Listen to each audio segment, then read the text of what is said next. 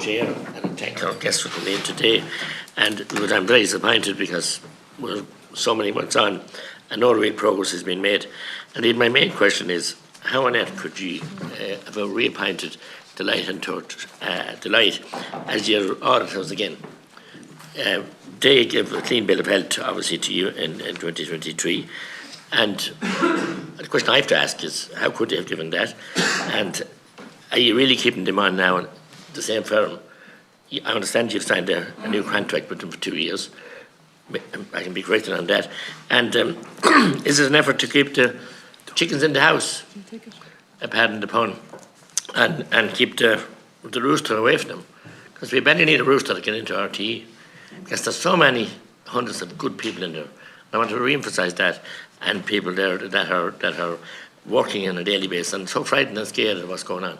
And you know, we've had the saga of the musical, the comical, I call it, but it's so sad because it's taxpayers' money. And we listen this day a week as we're here to speeches one after the other in the Dáil chamber about the late Taoiseach John Bruton and his dedication to public service. And we all are dedicated. But that extends further to the public service and to you as public service broadcasters. And where was the dedication with this cabal that have exited? And I see, and I read about it again because my authority is not here, no response from a chair. The Forbes declined due to ill health. Jim Jennings due to ill health. Breda O'Keefe declined due to stress. Rory Coveney, Osloher, absent, declined. Richard Collins declined. Geraldine O'Leary declined. And Conor Murphy declined. All these people have declined. Just for clarification, Deputy McGrath, we did receive apologies from Ms Doherty. Sorry? We did receive apologies from Ms Thanks Doherty. for clarification, yes. But we need more than apologies. I mean, this is the situation. I questioned her at a committee here one time about the discrimination against female employees being forced to leave at 65 when there were contracts being signed with male employees up to 70. So this has been going on. The Ross is in there for a long time. And do you feel, obviously, we've been told here today that you know, they deliberately circumvented the process regarding the musical. So do you feel betrayed by these former people, former members, you as executives and non-executives, and how do you intend to deal with that? And why would you, as I said, reappoint Delight again in view of what went on? Can you answer those questions first? Deputy, I'll take the one with regard to Deloitte. It's very important that it was during the March time frame that Deloitte came to me and said there was an issue about the payments that had moved from one place to another, and they immediately suggested that I go and get another extremely qualified audit company, which I did, Grant Thornton, to actually take a look at that. So it was they brought the issue to me.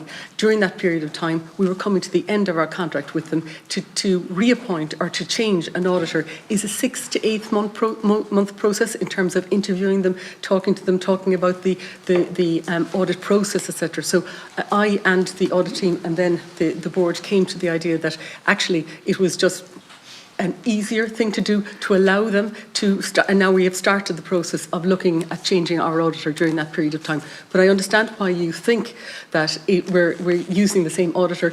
Their contract was coming to an end. We now are taking a look at reappointing a different auditor, and that will go out to tender. Have you?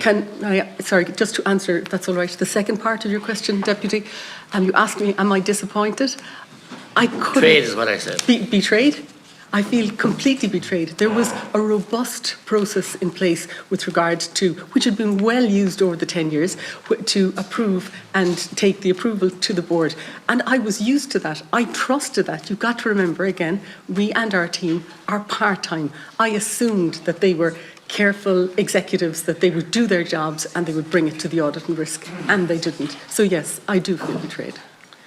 Yes, thanks for that. But as I said, you appointed Delight. They gave a clean bill of health, despite the fact that you were facing ruin.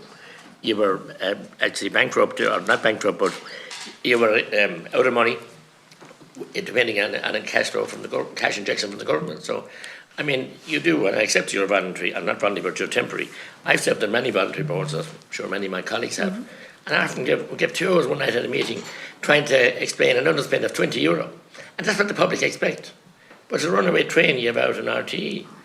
I mean, it's a total runaway train. To be fair to Deloitte, they did bring the issue of the 150k that had moved from one place to another with regard to the payments that they seem to have not been approved. And they came and told me straight away, which is why we got the first Grant Thornton audit team to come in and take a look at it. So surely, what else would they do? I mean, that's their job. Yes, You don't I expect know, to... but I'm just saying they did it. We don't expect As far to give as a I'm bonus for concerned. that, but, I mean, they give you a clean bill of health when they shouldn't have, full stop. I'm a small businessman, I'm sure some people are here, and we operate in this way. We wouldn't last weeks, not to mind to say years. So also, as I said, you mentioned the 15 million of a sum now that you've kind of a contingency fund to deal with the multiple tax issues. None of us, and nobody in Ireland today, could do that with the revenue. Revenue deal with us swiftly and immediately, and there's not a abeyance waiting on and have a fund away. We might pay if we have to. And, you know, that's just so shoddy and so shabby and so so hard to believe. Just on the 15 million, that is the amount we put aside on the scope process, which is we are dealing with the Department of Social Protection on that.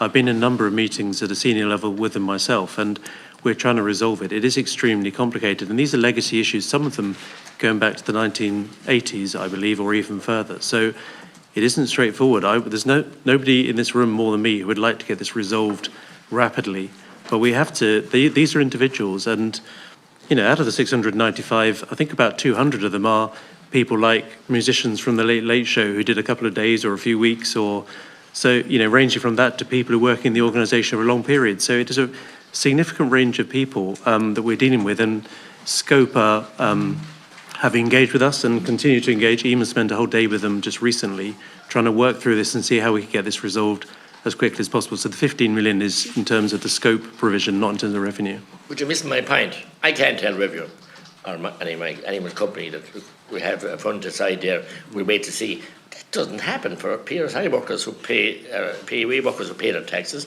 and for ordinary business people who have to do accounts, audited accounts, and pony up and face the music and pay up. We are, as we're working through the cases, we are, to quote you, we are ponying up and we are paying up as the liabilities are assessed. So we are doing that. Companies are being closed down every day. A businessman on to me yesterday. Revenue just closed down on all these accounts. Revenue did. Mm-hmm. So why don't you do it? Why are you such a sacred cow that revenue can allow you to? I don't think we are a sacred cow. I think, and I think. You think you are? No, we don't. Absolutely, do not think we are. No, we absolutely. Revenue are treating you as a sacred cow because they're allowing you that flexibility. You're talking about 600 cases, maybe 400 cases. You know, you don't know, and they've closed down a company in a town in my constituency yesterday, frozen all the bank accounts, by much less a sum of money than that. And that's the way they deal with people. Very aggressive, but there's a special relationship here because you're the national broadcaster. I'm not sure about that, Deputy, because I know Scope are moving on to other significant institutions after us. So we're not being treated alone in this. We are a big employer and have been for a number of years, so it's complicated. I don't think we're getting special treatment. In fact, we're rather in the spotlight more than nothing complicated about it for every citizen, every small business. Nothing. They have to pay their dues and tax that they've collected. You had shoddy deals with private contractors. That's going on for decades. And as I said, you mentioned Deloitte's annual inspection of RTE books. It includes an evaluation of internal controls under the Code of Practice for Governance of state bodies. Now internal files show that the auditor expressed no concern whatsoever about RTE's controls when meeting a key committee of his board 3 months before the scandal broke last year. No concern. So it's a cosy cartel you had, and he reappointed them. And I quote from them: "There's no significant control deficiencies have been noted." And RTE's in minutes, Deloitte's presentation of the 2022 audit to the Audit and Risk Committee, ARC on the March 21st. That's the audit thing. You reappointed them again. So I haven't been clarified. Yeah. No, have you reappointed them? Are you looking at reappointing? You weren't sure there. You said you were. They were reappointed for 2 years, and during that period of time, we'll be putting out a tender document to a number of different audit companies to see if we can get. Why didn't you do it before you reappointed them after all this mess? We couldn't. We were coming too close to the contract. That's not an excuse. Also, they had done their job. They did the job. They hadn't done the job. They did their job.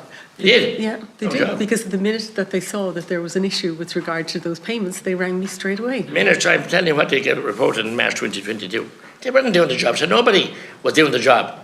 And at senior executive level, all the ordinary people were. Nobody. Asleep at the wheel. It was like a ship at sea that... Yeah, I don't think that's fair to Deloitte from what I've seen, Yeah. to be fair. I think, first of all, in terms of the renewal, they are putting in higher thresholds where they've identified issues that they want to be more confident about. The second thing I'd say is, if you have senior people in an organisation who are in positions of power and authority who want to somehow try and keep information away from the board or the auditors, they can do it. And, you know, there is no accounting for that in any organisation. We've put in place so many safeguards now to make sure that cannot happen again. And, you know, we're very... That's not acceptable. I mean, most voluntary boards that I've served on, the auditors will run a mile from it, just hand up, say, here, we're not cooperating, we have a reputation to keep, we're not going to have a situation where we're not told the full facts. I mean, it's a cosy cartel in there with the auditors and with the senior officials, and the crappies can lie down and forget we'll do what we like, all powerful. It's not a fair way. Sorry, Chair. It's just not a fair way to describe the organisation. It is not a cosy cartel. The auditors are. What is it? What is it? I could call it a lot worse now, but I don't want to. Well, go on, yeah, but an awful lot worse. Go on. It's a, you know. Okay. And I go back to my last question. To conclude. Who are you loyal to? We are loyal to the audience, and we're accountable to the Oireachtas. And I'm very happy. I'm very happy of my term as Director General to be judged by both the Oireachtas and the audience in terms of transforming the organisation. I asked at the start for the fraud squad to be brought in to investigate this, and nothing less will get the answers. This is all a waste of time now. Thank you.